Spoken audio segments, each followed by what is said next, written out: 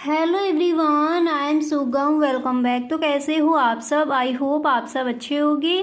स्वागत है आप सभी का आपके अपनी एसपी स्टडी यूट्यूब चैनल पर। तो गाइस यहाँ पर आज हम देखने वाले हैं हिंदी का जो आपका पेपर है उसका फुल सॉल्यूशन। तो ये वीडियो आपको एंड तक देखना है, वीडियो को आप बिल्कुल भी स्किप ना करें। अब एक बार यहाँ से आप देख लीजिए, यहाँ से लेकर यहाँ तक इस पेपर का फुल सॉल्यूशन हम देख चुके हैं फर्स्ट वीडियो में, और जो आपका रह गया था पेपर उसका सॉल्यूशन यहाँ पर हम देखेंगे। गाइस एक बार आप इसको देख लीजिए, ये जो सारे क्वेश्चन हैं हम देख चुके हैं, ठीक है। और जो आपके दिए जाते हैं बहुविकल्पीय प्रश्न वो कौन कौन से इम्पोर्टेंट हैं, इन सभी पर डिस्कस हम कर चुके हैं। तो चलिए गाइस आगे का जो आपका पेपर है उसको देख लेते हैं।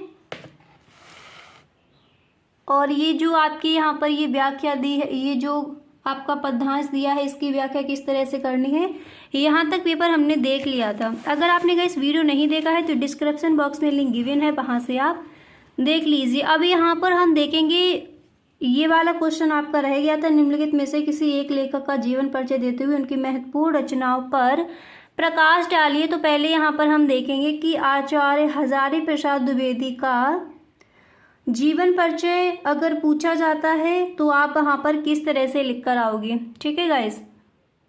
इसके बाद आगे का जो आपका पेपर है वो देखेंगे। तो यहाँ पर देखिए आप लिखोगे हिंदी के श्रेष्ठ निबंधकार, उपन्यासकार, आलोचक एवं भारतीय संस्कृत के युगीन व्याख्याता आचार्य हजारी प्रसाद द्विवेदी का जन्म 1907। याद रखना है कि आचार्य हजारी प्रसाद द्विवेदी का जन्म 1907 में बलिया जिले के दुबे के छपरा नामक ग्राम में हुआ था, ठीक है। अब इतना लिखने के बाद यहाँ पर आपको क्या लिखना है तो चलिए उसको देख लेते हैं।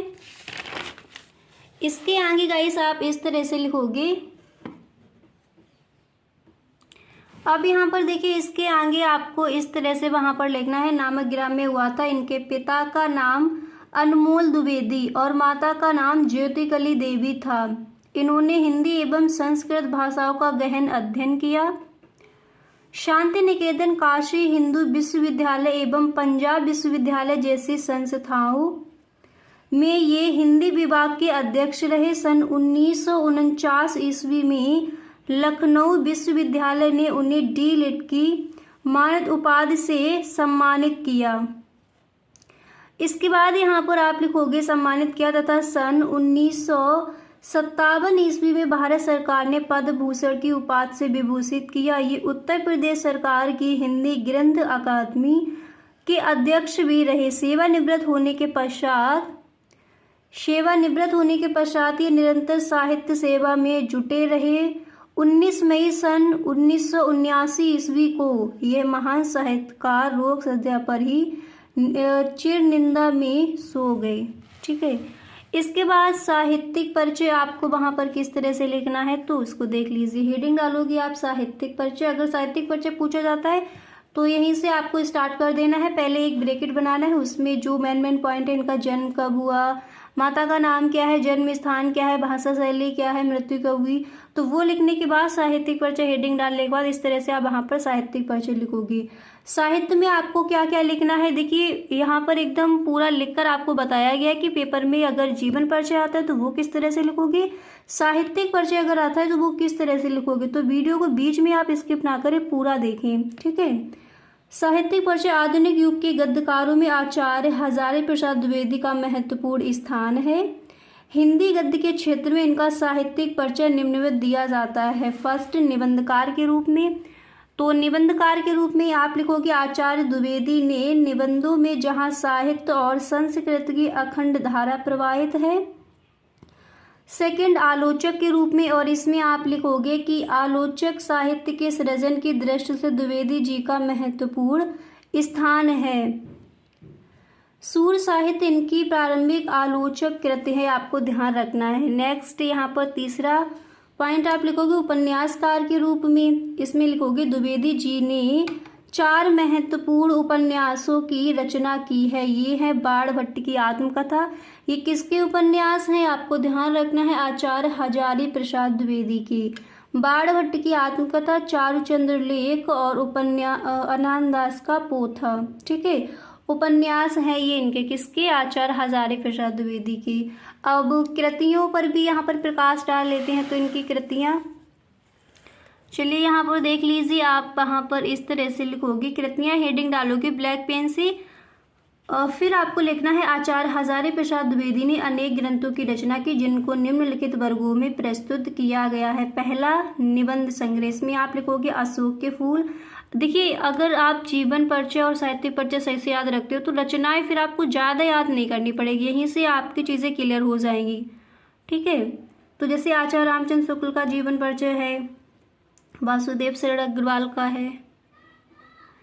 तो अगर गाइस आप सही ढंग से पढ़ते हो और ये रचनाएं सही ढंग से देखते हो तो ये फिर अलग से आपको ज़्यादा नहीं याद करनी पड़ेगी। यहीं पर आप क्लियर कर लीजिए कि आचार्य हजारी प्रसाद द्विवेदी ने निबंध संग्रह में क्या क्या लिखा है। अशोक के फूल, कुटज, विचार और प्रवाह, विचार और वितर्क, आलोक व कल्प लता। ठीक है, इसके बाद आलोचना साहित्य। तो आलोचना साहित्य में इन्होंने क्या क्या लिखा है, आप यहाँ पर लिखोगे कि सूर्य साहित्य कालिदास की लालित योजना, कबीर साहित्य सहचर साहित्य का मम।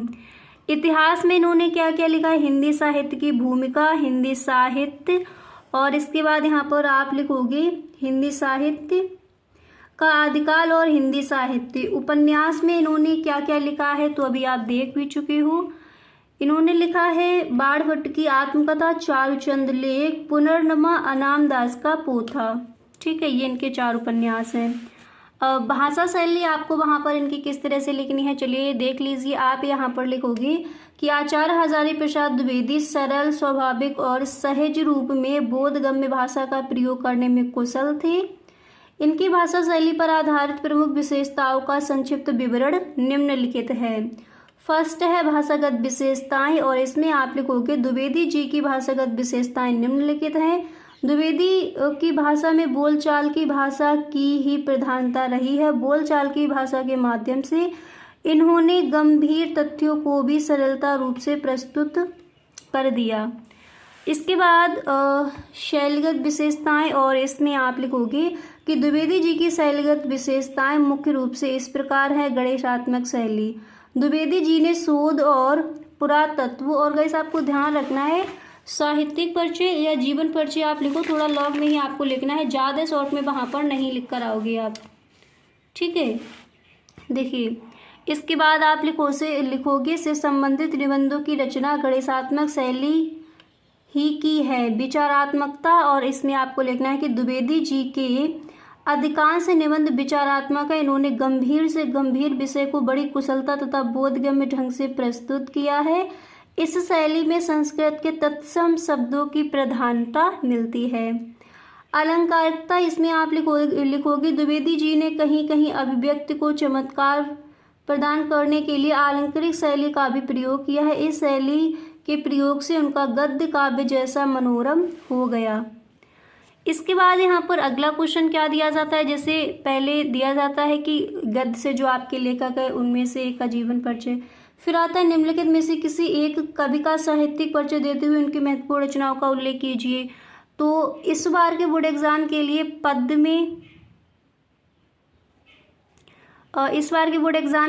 में कौन कौन से जीवन आपके लिए इम्पोर्टेंट हैं तो उनको यहाँ पर देख लीजिए। जीवन परिचय, साहित्यिक परिचय कौन कौन से आप वहाँ पर लिख कर आओगे। तो गाइस यहाँ पर देखिए फर्स्ट आपको यहाँ पर तैयार कर लेना है जयशंकर प्रसाद जी का। ठीक है, तो जयशंकर प्रसाद जी का वहाँ पर जीवन परिचय या साहित्यिक परिचय आप किस तरह से लिखोगे उसको देख लीजिए।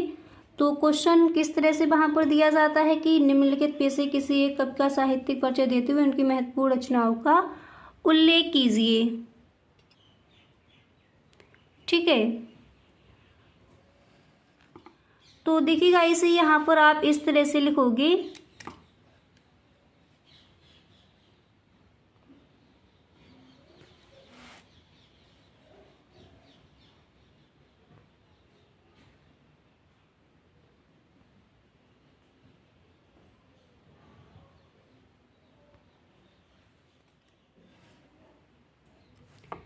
तो यहाँ पर आप देख सकते हो जयशंकर प्रसाद का आप जीवन परिचय लिखोगे कि छायावादी युग के प्रवर्तक महाकवि जयशंकर प्रसाद का जन्म काशी के एक संपन्न वैश्य परिवार में सन 1890, ठीक है, कब हुआ था? सन 1890 में, संवत 1946 में हुआ था। इनके पिता तथा बड़े भाई बचपन में ही स्वर्गवासी हो गए थे। इसके बाद आप लिखोगे कि अल्प अवस्था में ही लाड़ प्यार से पले प्रसाद जी को घर का सारा भार वहन करना पड़ा। इन्होंने, इसके बाद आप लिखोगे, इन्होंने विद्यालय शिक्षा छोड़कर घर पर ही अंग्रेजी, हिंदी, बांग्ला तथा संस्कृत आदि भाषाओं का ज्ञान अर्जन किया। अपने पैतृक कार्य को करते हुए भी इन्होंने अपने भीतर काव्य प्रेरणा को जीवित रखा। जब भी समय मिलता इनका मन भाव जगत के पुष्प चुनता, जिन्हें ये दुकान की बही के पन्नों पर सजो दिया करते थे। अत्यधिक श्रम तथा जीवन के अंतिम दिनों में राष्ट्रमाँ से प्रेरित रहने के कारण 14 नवंबर, आप यहाँ पर लिखोगे 14 नवंबर सन 1937 को मात्र 48 वर्ष की अल्पायु में इनका स्वर्गवास हो गया। और आपको ध्यान रखना है कि इनका जन्म हुआ था 1890 में, जयशंकर प्रसाद का मृत्यु हुई थी 1937 में। साहित्यिक परिचय किस तरह से लिखना है तो जल्दी जल्दी से देख लीजिए, क्योंकि गाइस बोर्ड एग्जाम पास आ रहा है। और जैसे आज अगर आपने वीडियो देखा है तो उसको आप आज ही तैयार कर लीजिए, यानी जैसे इस पेपर को देख रहे हो तो इसको आज ही तैयार कर लीजिए। फर्स्ट पार्ट नहीं देखा है तो लिंक डिस्क्रिप्शन बॉक्स में गिवन है, वहां से आप उस वीडियो का लिंक देख सकते हो, ठीक है। साहित्यिक परिचय में आप लिखोगे द्विवेदी युग से अपनी काव्य रचना का प्रारंभ करने वाले महाकवि जयशंकर प्रसाद काव्य के जन्मदाता एवं छायावादी युग के प्रवर्तक समझे जाते हैं। इनकी रचना कामायनी एवं कालजी कृति है, ये ध्यान रखना है, जिसमें छायावादी प्रवृत्तियों एवं विशेषताओं का समावेश हुआ। कृतियाँ आप लिखोगे प्रसादी सर्वतोन्मुखी प्रतिभा संपन्न व्यक्ति थे। इन्होंने कुल 67 रचनाएं प्रस्तुत की, जिसमें कामायनी जो इनका महाकाव्य है, आप लिखोगे यह महाकाव्य छायावादी काव्य कीर्ति का स्तंभ है। इस महाकाव्य में मनु और श्रद्धा के माध्यम से मानव को हृदय, श्रद्धा और बुद्धि ईड़ा के समन्वय का संदेश दिया गया है। नेक्स्ट है आंसू, तो इसमें आप लिखोगे कि आंसू यह वियोग पर आधारित काव्य है। इसके एक छंद में दुख और पीड़ा साकार हो उठी। चित्राधार आप लिखोगे इसमें यह प्रसाद जी का ब्रजभाषा में रचित काव्य संग्रह है। इनके अतिरिक्त प्रसाद जी ने अन्य विधाओं में भी साहित्य रचना की है, जैसे नाटक इनके कौन कौन से हैं यहाँ पर आप स्क्रीनशॉट ले लीजिए। नाटककार के रूप में इन्होंने चंद्रगुप्त, स्कंदगुप्त, ध्रुव स्वामी कामना, उपन्यास कंकाल, तितली और इरावती, कहानी संग्रह प्रसाद जी उत्कृष्ट कोटि के कहानीकार थे। छाया, आकाशदीप, आंधी और इंद्रजाल इनकी कहानी संग्रह है। निबंध में काव्य और कला, ठीक है, तो ये यहाँ पर देख लीजिए। अब इसके बाद अगला क्वेश्चन गाइस ये आता है कि बहादुर कहानी की कथा अपने शब्दों में लिखे। तो देखिए ये जो आपका रह गया है, अब यहाँ पर एक बार देख लीजिए। आगे का जो पेपर आपका रह गया है तो पूरा पेपर का यहाँ पर फुल सॉल्यूशन वो हम देखेंगे नेक्स्ट वीडियो में, ओके।